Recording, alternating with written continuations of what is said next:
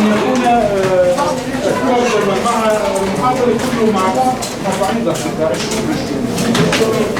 لو ممكن.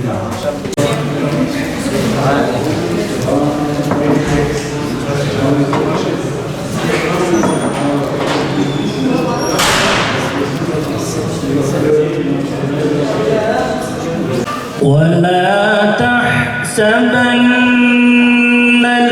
الذين قتلوا في سبيل الله أمواتا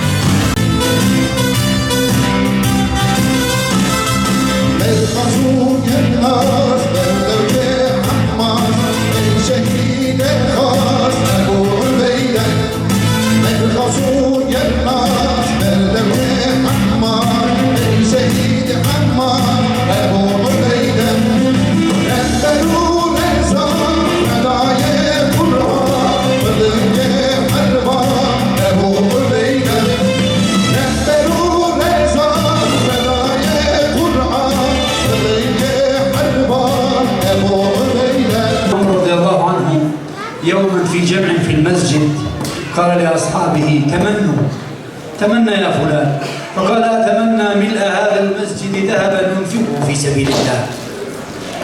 وقال آخر أتمنى ملء هذا المسجد خيلا وأنفقها سيوفا كذا. قالوا تمنى أنت يا أمير المؤمنين.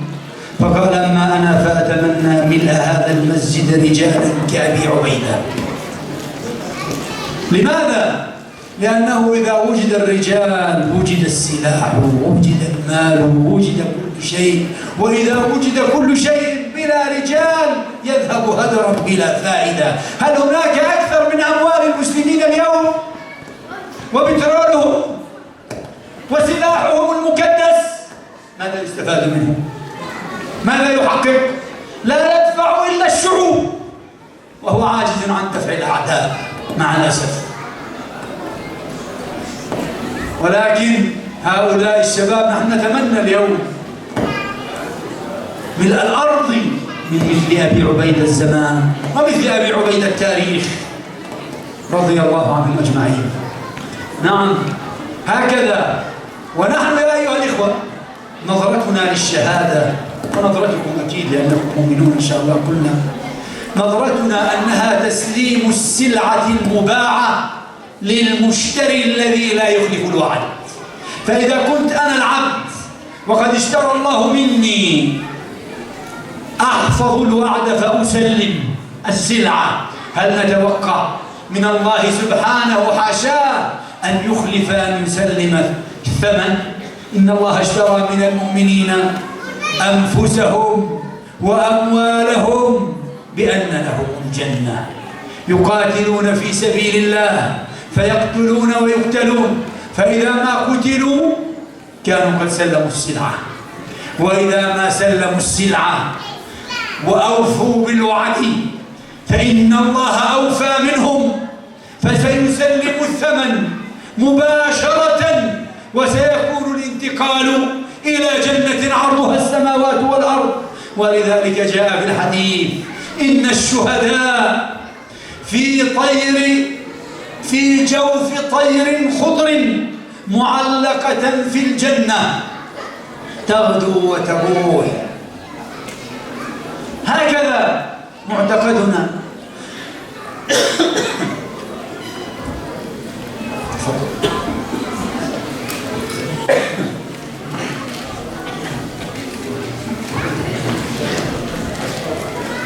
Hazreti Ömer Efendimiz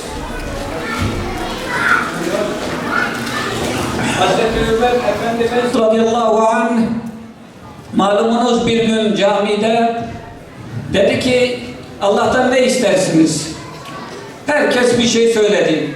Kimisi Allah'tan mal isterdim, onu infak ederdim. Kimisi silah isterdim, kılıç isterdim. Herkes bir şeyler söyledi. Dediler ki ey emirul müminin sen ne istersin Allah'tan duan kabul olsa? Dedi ki ben bu cami dolusu kadar ve yer dolusu kadar Ebu Ubeyde yani adam isterdim. Çünkü adam olduğunda silah da olur, mal da olur, imkan da olur, her şey gelir arkasından. Ama sadece mal olsa ne olur? Bugün Müslümanlar her zamankinden daha zengin değiller mi? Ama ne fayda? Kime faydası oluyor? Sadece halkların refahı dışında hiç kimseye bir faydası olmuyor. Bizler de Yüce Allah'tan Ebu Ubeydeler istiyoruz. Adam gibi adam olan, cihada koşan, kendisini Allah'a adayan insanlar istiyoruz. Allah hepsinden razı olsun. Sizin, bizim Müslüman olarak hepimizin şehadete bakışı şudur. Bizler o azıcık sermayemizi, paramızı asla vaadinden dönmeyen Yüce Allah'a veriyoruz. Yüce Allah ayet-i kerimede öyle buyuruyor. Allah müminlerden onların canlarını satın almıştır cennet karşılığında. Onlar Allah yolunda öldürürler ve aynı zamanda tabi öldürülürler, şehadete kavuşurlar. Bizler inanıyoruz ki şehit olduğunda hemen anında Yüce Allah ona mükafatını, cenneti verir. Biliyorsunuz Peygamber Efendimiz Aleyhisselatü Vesselam hadis-i şeriflerinde buyuruyorlar ki şehitler cennette şehitlerin ruhları yeşil kuşların karnında içinde bağlı asılı olarak duruyor. Bu onların mertebesini anlatmak için böyle ifade ediliyor. وقبل الختام أذكر لكم حديث رسول الله صلى الله عليه وسلم إذ قال في بيان عظمة الشهادة بل تمناها صلى الله عليه وسلم ولم يتمناها لموقع لأنها أرفع من مكان عاشا مكان النبي أرفع من مقام الشهداء ولكنه تمناها ليعلمنا كما قال الإمام النووي رحمه الله قال صلى الله عليه وسلم انتدب الله لمن خرج جهادا في سبيله لا يخرجه إلا إيمان به وتصديق برسلي أن أرجعه بما نال من أجر أو غنيمة أو أدخله الجنة ثم قال صلى الله عليه وسلم ولولا أن أشق على أمتي ما قعدت خلاف سرية تغزو في سبيل الله أبدا ولكن لا أجد ما أحملكم ويشق عليكم أن تتخلفوا عني فالرسول صلى الله عليه وسلم يتمنى ثم قال ولوددت أن أغزو في سبيل الله فأقتل ثم أغزو فأقتل ثم أغزو فأقتل هل كما قلت هل هذه مرتبة يتمناها رسول الله صلى الله عليه وسلم؟ عاشر إن مرتبته فوق مراتب الشهداء صلى الله عليه وسلم نحن لسنا كمن يدعي أن هناك مراتب فوق مراتب النبوة مراتب النبوة هي أعلى شيء ما في أعلى منها ولكن هذا التمني قال الإمام النووي لأن بعض الصحب الكرام كان يظن أن بقاءه في مجاورة النبي صلى الله عليه وسلم أهم من خروجه للجهاد فقال هذه المقولة ليعلمهم أن ترك المجاورة أو أن الخروج للجهاد أعظم من المجاورة في المدينة وهذا ما أجمع عليه العلماء أيها الأخوة فقد أجمع العلماء على أن الرباط في أي موقع من المواقع ليس فقط في بيت المقدس في أي موقع أعظم من المجاورة في مكة والمدينة وبيت المقدس لأن المجاورة عمل ينفعني وحدي والجهاد عمل ينفع الأمة كلها لذلك كان تقديمه وفضله. ثم ننتقل بعد ذلك للختام إن شاء الله. أطلنا.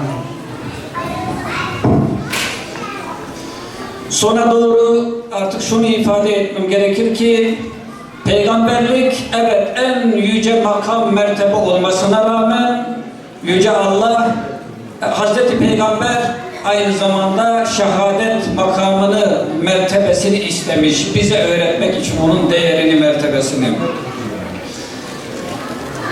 Hazreti Peygamber buyurur ki bir insan Allah yolunda Allah'a iman ederek ve Resullerine inanarak samimiyetle cihada giderse bunun sonucunda Yüce Allah ona ya ganimeti, zaferi nasip eder veya da cenneti nasip eder. Boş dönmez asla. Aynı zamanda Hazreti Peygamber Aleyhisselatü Vesselam buyurur ki eğer ki size zor gelmeseydi asla oturmazdım. Sürekli cihada, gazaya çıkardım. Hiçbir seriyeyi de başkanlık etmeden göndermezdim. Ama benim gidip de sizin burada durmanız bize zor geleceği için ben bunu yapmadım. Yoksa aslında ben isterdim ki savaşıp öldürüleyim. Tekrar dirilip tekrar savaşayım, tekrar öldürüleyim ve bunu defalarca tekrar ettim. Biz bazıları gibi şehadetin veya bazı makamların peygamberlikten daha üstün olduğunu elbette ki söylemeyiz. Fakat peygamberin bize öğretmek için bunu yaptığını biliyoruz. Niye böyle söyledi Hazreti Peygamber? Çünkü sahabeden bazısı Hazreti Peygamber'in yanında dizi dibinde oturmanın cihattan daha önemli, faziletli olduğunu zannediyordu. Hazreti Peygamber bunu tasih etmek için cihadın her şeyden daha önemli olduğunu ifade etti. Ne kadar büyük bir mertebe olduğunu söyledi. Niye?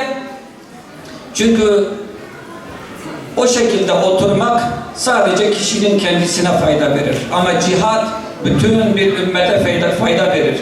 Ve alimler derler ki cihat, ribat, Mekke'de, Medine'de, Kudüs'te oturmaktan, ona mücadele olmaktan daha faziletlidir. ربما يا إخواني بعد هذا الكلام عن الشهادة والشهداء تقول هل نحن محرومون من الشهادة؟ لا، لسنا محرومون، وبابها مفتوح وأجرها قادم وممكن. قال صلى الله عليه وسلم من سأل الله الشهادة بصدق أنزله الله منازل الشهداء ولو مات على فراشه. وما هي علامة الصدق؟ علامة الصدق أن يؤدي كل واحد منا ما يمكنه من ألوان الجهاد. من كان يستطيع أن يجاهد بلسانه يجاهد، ومن كان يستطيع أن يجاهد بماله يجاهد.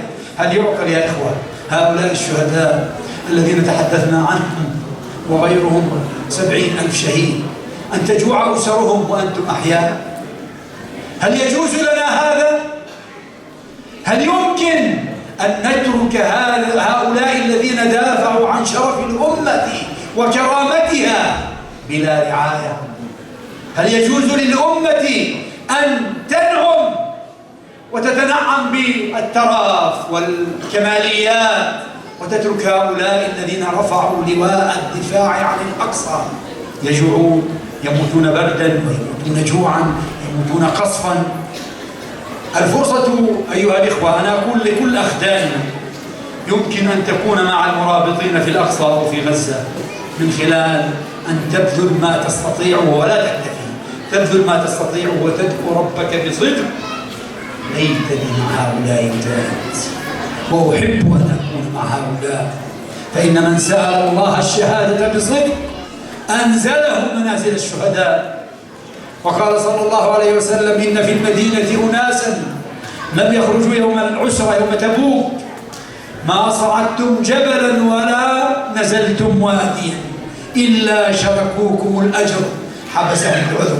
فمن كان منا يحبسه عذره عن الجهاد بنفسه وهو يجاهد بلسانه وبدعائه وبعطائه ويؤثرهم على أولاده أو يشركهم مع أولاده فهو إن شاء الله مع المجاهدين وله أجر المجاهدين ولن يضيع الله عطاءه. أقول لكم يا إخواني واجبنا جميعا، مع الأسف دائما قلتها أمس وأقولها اليوم، أن بعد أن وقف شلال دماء أهل غزة قبل شهرين لم يقف وإنما قل، نزلت المساعدات لأهل غزة إلى أقل من الربع، وكأن أمتنا بنزينها دماء أهل غزة، يعني تسير بنزين بس بنزينها دماء أهل غزة. إذا في دماء ندفع، إذا ما في دماء ما نقدم شيء. هذا مشكلة حقيقية. أهلكم بحاجة إلى عطائكم وجهودكم. وأنا أقول ربما سيقدم أخونا الأستاذ زكريا هو من وقف القدس، هذا الوقف الذي نشأ قبيل الطوفان واستغرق بالطوفان، لأنه لما نشأ وجاء الطوفان لم يجد بابا أن يذهب هنا وهناك إلا قليلا، وكان مستهلكا بالطوفان. أقول لا بد أن نمد يد العون، وسيشير لكم أخونا إذا أتيحت له الفرصة، لا أدري ماذا ستفعلون، ولكن سيشير لكم إلى كثير من الأمور. ولا تبخلوا ولا تسموا عطاءكم صدقات ولا تبرعات، سموه جهاد بالمال فقط، فقط جهاد بالمال، لأنه صنو الجهاد بالنفس. والجهاد بالمال ذكر مع الجهاد بالنفس 10 مرات في كتاب الله، 9 منها قدم الله الجهاد بالمال على الجهاد بالنفس، لكن ليس لأنه أفضل، لأنه ضروري له، ولأنه لا بد من وجوده معه، ولأنه المحرك له. ومرة واحدة قدم الجهاد بالنفس، إن الله اشترى من المؤمنين أنفسهم وأموالهم، وما عدا ذلك يجاهدون في سبيل الله بأموالهم وأنفسهم. تجاهدون وجاهدوا، جاهدوا المشركين بأموالكم وأنفسكم وألسنتكم، وهكذا. أسأل الله أن يستعملنا جميعا. لا تكفينا العواطف أيها الإخوة، أنا صادق معكم، لا تكفينا العواطف ولا البكاء، ونحن لا نحتاج أن نبكي على الشهداء، فإن هؤلاء الشهداء قد كسبوا كسبا عظيما، وإن كنا خسرنا فنبكي على خسارتنا، ولكن نريد أن نكون شركاء. كونوا شركاء بالعطاء، بالدعاء، بالبذل، بالحراك، بكل ممكن. والسلام عليكم. وعليكم السلام ورحمة الله وبركاته. Peki şehadetin sevabından bizler mahrum muyuz? Hayır, kapı açıktır herkese. Daha önce okumuştum. Hazreti Peygamber Aleyhisselatü Vesselam buyurur ki, kim şehadeti canı gönülden arzu ederse, yatağında ölse bile Allah ona şehit sevabı verir. Peki samimi olmak, bu istekte samimi olmak ne demek? Bunun ispatı nedir? Bunun ispatı cihadı bütün çeşitleriyle imkanlarımız el verdiği kadar yerine getirmek. Malumunuz cihat sadece canla, bedenle olmaz. Aynı zamanda malla, dille, kalemle cihadın birçok çeşidi var. Eğer ki bunları imkanımız nispetinde yapabiliyorsak o zaman samimiyiz ve inşallah Yüce Allah bizi bu büyük mertebeye nail kılar, bize de o mükafatı verir.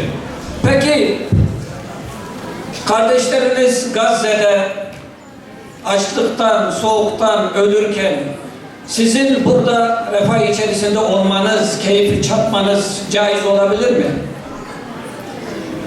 Hayır, elbette ki.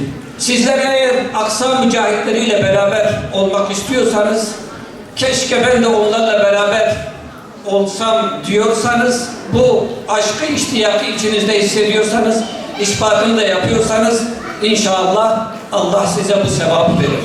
Başka bir hadiste Peygamber Efendimiz Aleyhisselatü Vesselam buyurur ki, şüphesiz Medine'de bazı insanlar var ki siz hiçbir vadiyi, hiçbir yolu, dağı geçmezsiniz ki onlar sevapta size ortak olmasınlar. Çünkü onların özrü, mazereti onları Medine'de hapsetti. Geçerli mazeretleri vardı, cihada katılamadılar ama cihada katılmış gibi Yüce Allah onlara büyük mükafat verdi. Eğer ki biz cihadı bütün diğer çeşitleriyle malımıza, canımıza, evlatlarımıza, dünyaya tercih ediyorsak o zaman evet bunda samimiyiz demektir. Peki görevimiz nedir? Bu kardeşlerimize karşı. Maalesef Gazze'de kanlar biraz durdu ve biz de durduk. Yardımlar da durdu. Şu anda giden yardımlar o savaş meydanındaki zamanındaki yardımların çeyreği kadar ancak var. Demek ki ümmetin benzini Gazze'li kardeşlerimizin yakıtı. Sadece kan akınca biz de hareketleniyoruz, kendimize geliyoruz, bitince duruyoruz. Böyle olmaması gerekiyor. İnşallah eğer imkan verilirse Kudüs Vakfı Başkanı Zekeriya kardeşim de bunları belki anlatır. Tufandan hemen önce kendisi Kudüs Vakfı'nı kurdu, Türkiye'ye geldi, savaş başlayınca bir daha oraya gidemedi maalesef. Şunu bilmemiz gerekiyor kardeşler. Bu verdiklerinizi sadaka olarak saymayın. Bunlar mal ile cihattır. Mal ile cihad olarak görün. Çünkü Kur'an-ı Kerim'de mal ile cihad, canı ile cihad etmenin ikizi sayılıyor. Hatta Kur'an-ı Kerim'de birçok yerde mal ile cihad, nefisle, canla cihattan önce gelir. Sadece bir yerde canı ile cihad etmek malın önüne geçmiş. Neden? Elbette ki mal ile cihadın diğerinden daha önemli olduğundan değil. Ama Yüce Allah bize ikisinin kesinlikle beraber olması gerektiğini anlatmak için ikisini hep beraber zikrediyor. Yüce Allah bizleri kendi yolunda istihdam etsin inşallah. Kardeşler, duygusallık, ağlamak, üzülmek yetmez. O şehitler kazandılar, bizim onların mükafatına, cihadına, ribatına ortak olmamız gerekiyor. Allah hepinizden razı olsun. Şehadet hiç şüphesiz çok tanık olduğumuz, duyduğumuz, tekrar ettiğimiz bir kavramımızdır. Günlük hayatımızda hep karşımıza çıkan ve hep konuştuğumuz bir kavram. Şehadet tanıklık etmektir, hazır olmaktır. Bir şeyin özünü, hakikatini bilmek ve bunu ikrar etmek, bunu ortaya koymaktır. Şehit ise hazır olan, tanıklık eden, hakikati ortaya çıkaran, hakikate tanıklık eden ve bunun için ne gerekiyorsa, bedel olarak ne gerekiyorsa ortaya koyan kişidir. Şehit, şehadetini bizzat kendi canını ortaya koyarak ispat edendir. Şehadet, geçmişten bugüne ve yarına müminin, Müslümanın, muvahhidin hayatında var olması gereken ve mutlaka uğruna, hedefine varmak için göze alacağı bir mertebedir, makamdır, vazgeçilmeyecek bir makamdır. Allah Tebareke ve Teala biz müminleri imanları konusunda sınayacağını, imtihan edeceğini, fitnelerden geçireceğini beyan etmiştir. Estaizu billah. Elif la mim ahasiben nasu en yutrakû en yekûlû âmennâ ve hum lâ yuftenûn. İnsanlar iman ettik demekle fitnelerden, imtihanlardan geçirilmeden salı verileceklerini zannettiler. وَلَقَدْ فَتَنَّ الَّذ۪ينَ مِنْ قَبْلِهِمْ Kasem olsun ki onlardan öncekileri fitnelerden geçirdik, imtihanlardan geçirdik. فَلَيَعْلَمَنَّ اللّٰهُ الَّذ۪ينَ صَدَقُوا وَلَيَعْلَمَنَّ الْكَاذِبِينَ Allah muhakkak doğru olanları, sözünde doğru olanları, şehadetlerinde doğru olanları ortaya çıkaracak ve bu konuda yalancı olanları da ortaya çıkaracaktır. Sevgili kardeşlerim, Allah bizleri bu fani hayatta bazı şeylerle sınayacaktır. İşte şehit bu sınavların, bu sınavların sonucunda samimiyetini ortaya koyan, canını feda ederek sadaka Dolayısıyla şehadet çok yüksek bir mertebedir. Şehit ise bu mertebeye ulaşandır. فَوْقَ كُلِّ ذِي بِرٍّ بِرٌّ حَتَّى يُقْتَلَ الرَّجُلُ فِي سَبِيلِ اللّٰهِ. Her iyiliğin üzerinde bir iyilik vardır. İyiliklerin zirvesi ise adamın, kişinin kendini Allah yolunda kurban etmesidir, Allah için öldürmesidir. Dolayısıyla şehadet iyiliğin en zirve noktasıdır. Şehit ise bu zirveye çıkan, bu zirveye canını ortaya koyarak çıkan kişidir. Yani doğrusu şehitlerden daha çok biz geride kalanlardan bahsetmeliyiz. Çünkü şehit gerçekten kurtuluşa ermiştir. Şehit maksadına ulaşmıştır. Şehit tağutu, putu, şeytanı ve bütün beşeri güçleri kanını ortaya koyarak inkar edip Allah'ın varlığını, birliğini kanıyla teslim eden kişidir. Dolayısıyla o kurtuluşa ermiştir. Belki biz sağların ondan alacağı dersten dolayı onu gündeme taşımalıyız. Yoksa şehidin gündeme taşınmasına bir ihtiyacı yoktur. Çünkü şehit gerçekten kurtuluşa ermiş, Allah'ın rızasına ulaşmış, elde edebileceği en yüksek mükafatı elde etmiştir. Allah yolunda olmak zorundayız. Efendimiz Aleyhisselatü Vesselam لَغَدْوَةٌ ف۪ي سَب۪يلِ اللّٰهِ يَوْرَوْحَ خَيْرٌ مِنَ الدُّنْيَا وَمَا ف۪يهَا. Sabah ya da akşam Allah yolunda bir anlık geçirmek dünya ve dünya içindeki her şeyden çok daha iyi. Onun için değerli kardeşlerim, fani hayatımız her gün biraz daha azalıyor, her gün biraz daha sona doğru yaklaşıyor, gidiyoruz.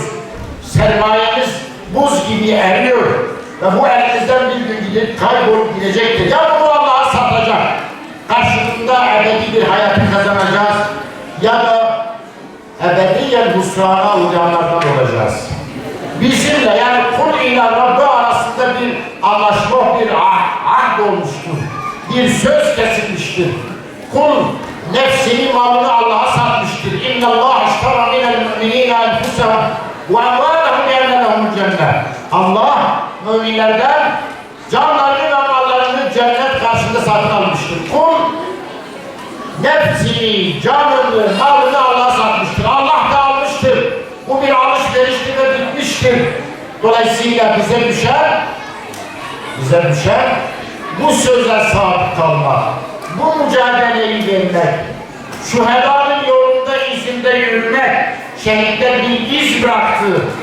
Bize düşen bu izde yürümek, onların izinde yürümek, sabat etmektir. Yoksa değerli kardeşlerim, bu dünyada izzetimizi kaybeder, zillet içinde yaşar, ahirette de ebedi azaba müstahak oluruz. Ben o haliyle huzuruna çıkayım diyen Abdullah bin Cahş gibi olur. Şehit gibi ölmek, öyle kolay bir ölüm değil, öyle herkesin isteyebileceği bir tarzda değil. Şehit gibi ölmek ancak şehitlere yaraşır.